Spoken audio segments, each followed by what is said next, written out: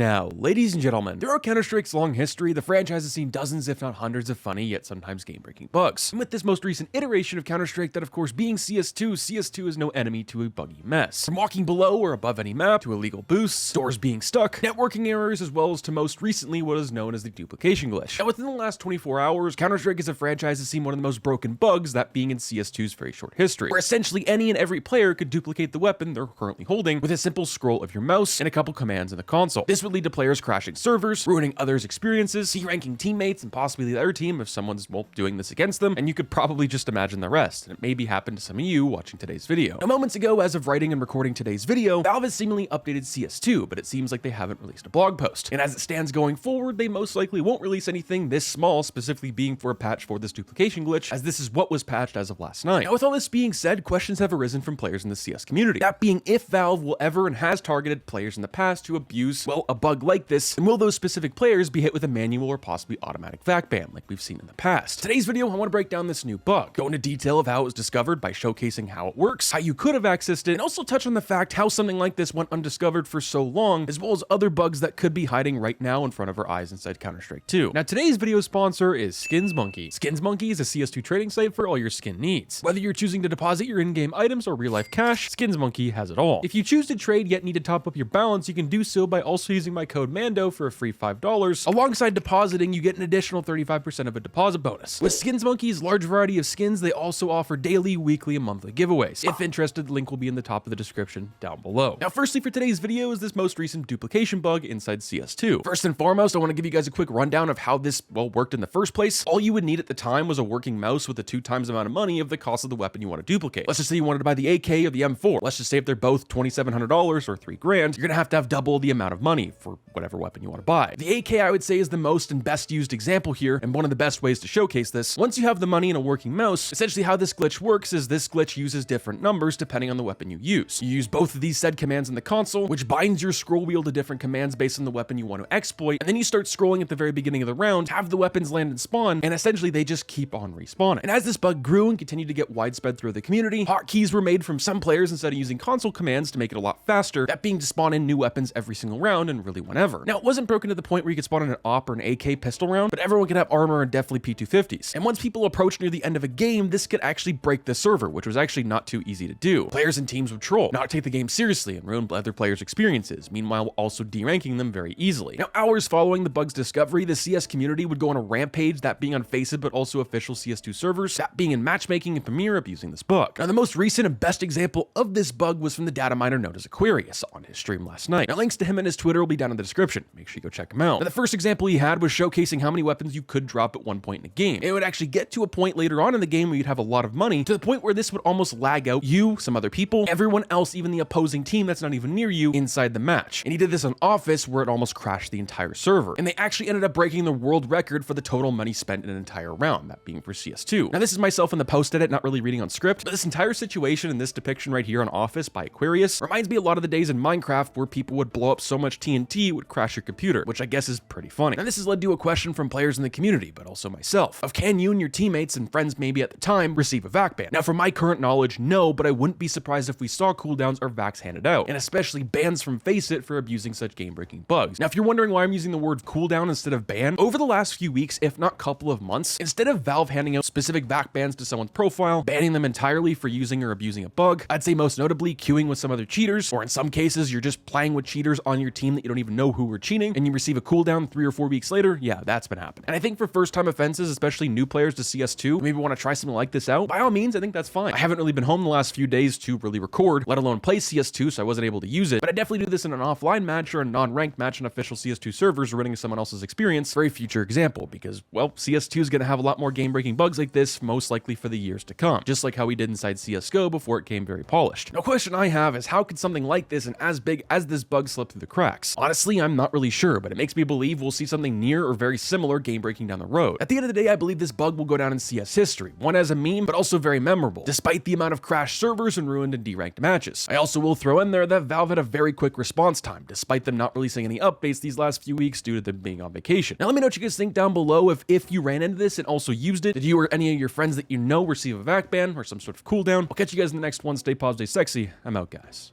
Peace.